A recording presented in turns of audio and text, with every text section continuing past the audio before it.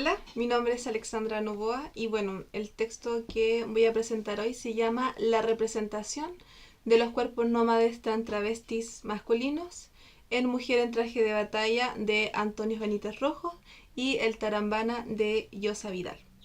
Bueno, este texto tendrá de cuerpo literario dos novelas latinoamericanas contemporáneas. Los personajes principales de estos textos es Henriette y Graciela.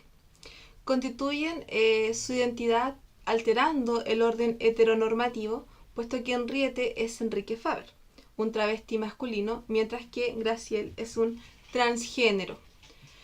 Los sujetos trans travesti masculinos, Mujer en traje de batalla y El Tarambana, son cuerpos nómades que están en constante tránsito y que se resisten a las convenciones establecidas y excluyentes de la matriz heteronormativa.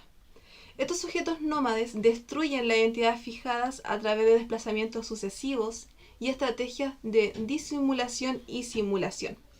Para comprender la noción de sujeto nómade, debemos considerar los desplazamientos físicos de los personajes principales, pero también reflexionar sobre la transición que vive el sujeto queer hacia su propia construcción identitaria.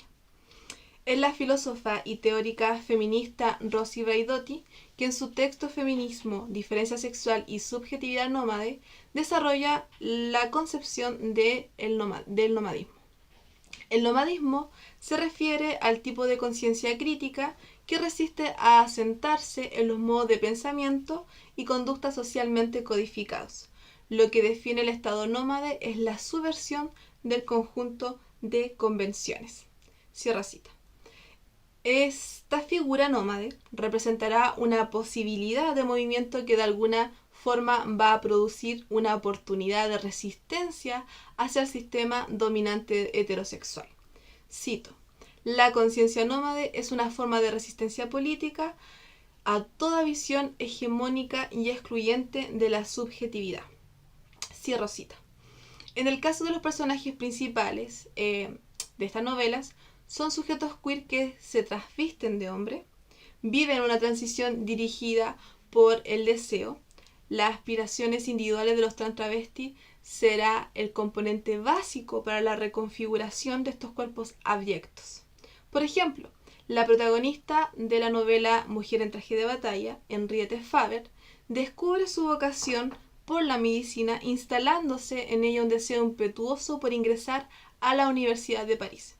Sin embargo, la casa de estudio no lo permitirá debido, ¿cierto?, el hecho de que es mujer. Por lo tanto, Faber siente que la única forma de poder alcanzar su sueño es travestirse de hombre y actuar como él. Para ello, el personaje principal adultera un certificado de estudio de bachiller, cambia su nombre a Enrique Faber y sustituye su nacionalidad sueca por la de un cubano de La Habana.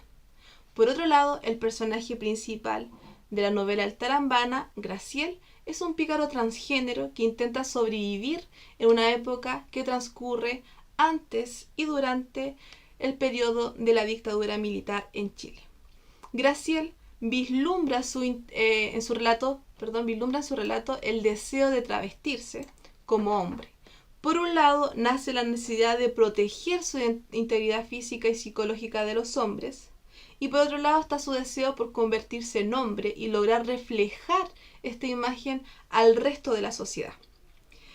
Cabe agregar que los dos protagonistas tienen una orientación sexual no binaria.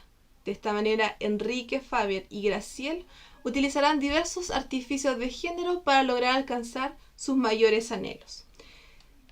Cito: el artificio de la representación puede interpretarse como artificio, los distanciamientos ideales de su apropiación, pero la imposibilidad de lectura significa que el artificio surte efecto. Parece que se logra la aproximación a la autenticidad.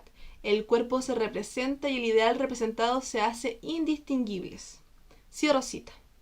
Esta autenticidad es más bien fantasmática. Reconocemos como lectores que el travesti no pertenecerá ni a lo femenino ni a lo masculino porque vive la línea fronteriza entre estos dos.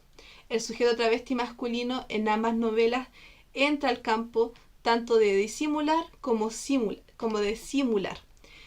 Cito a Baudrillard: disimular es fingir no tener lo que se tiene. En este caso, los protagonistas disimulan no tener senos, pero también aparentan. Cito: simular es fingir tener lo que no se tiene.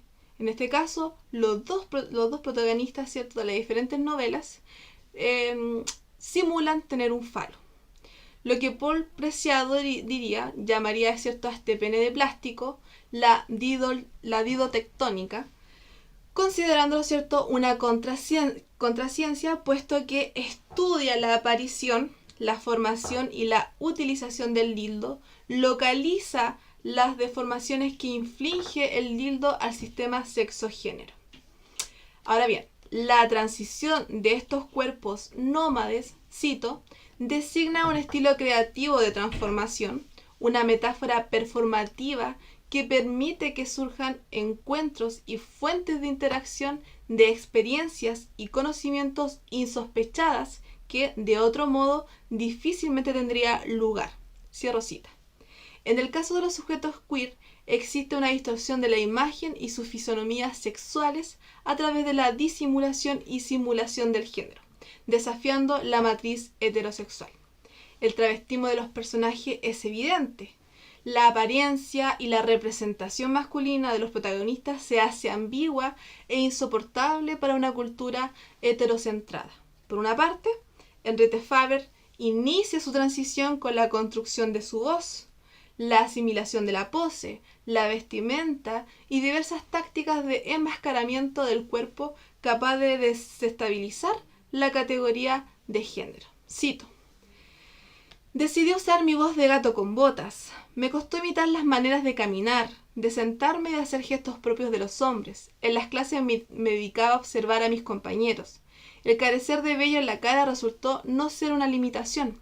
Había varios estudiantes lampiños. El verdadero problema eran mis senos.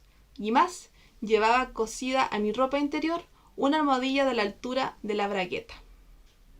El cuerpo de Henriette Faber representa una rebelión y resistencia hacia las visiones hegemónicas, renunciando de algún modo a la masculinidad y feminidad.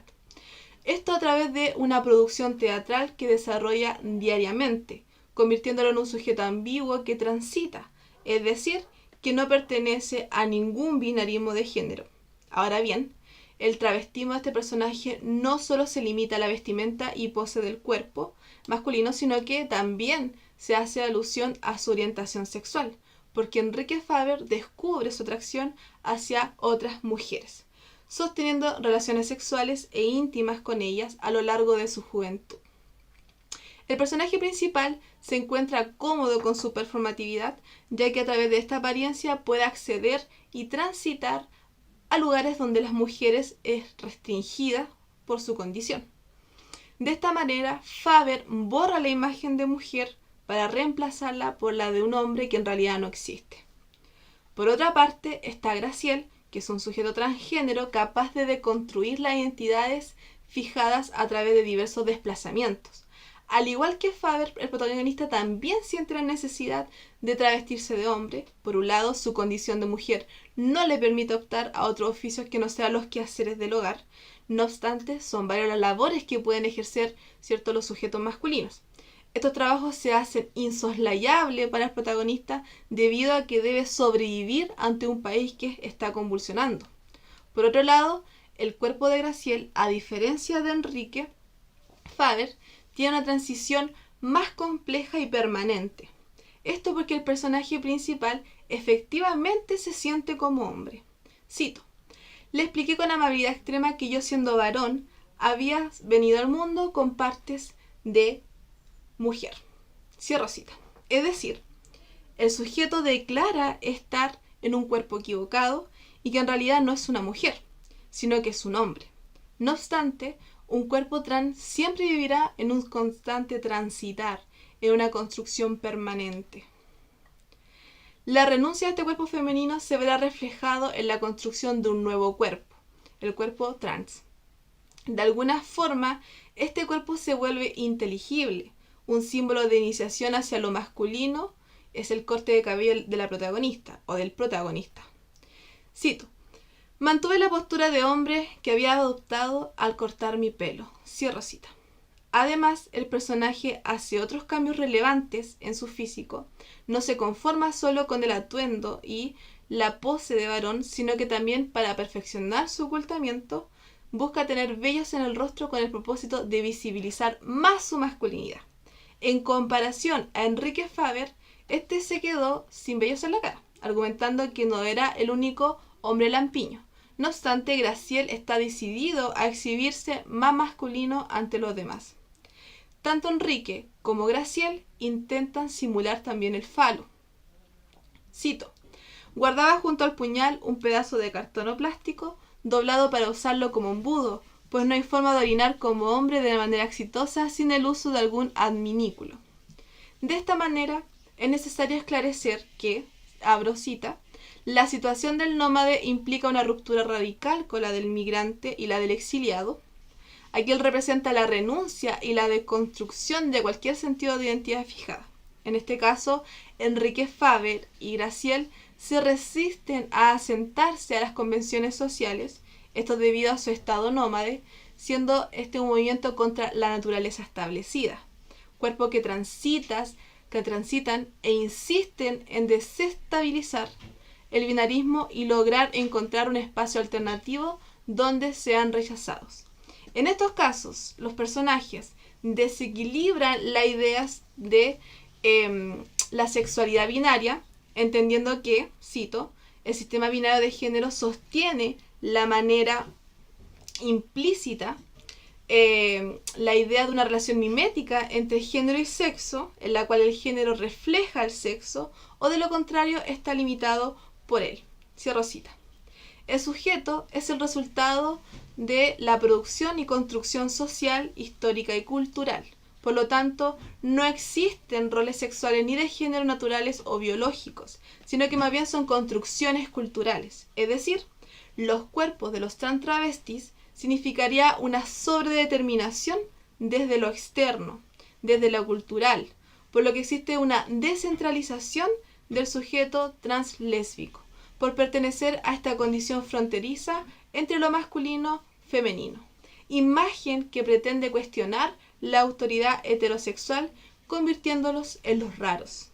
Estos personajes se niegan a cumplir con el rol de género femenino y se configuran desde el deseo e identidad individual. Muchas gracias.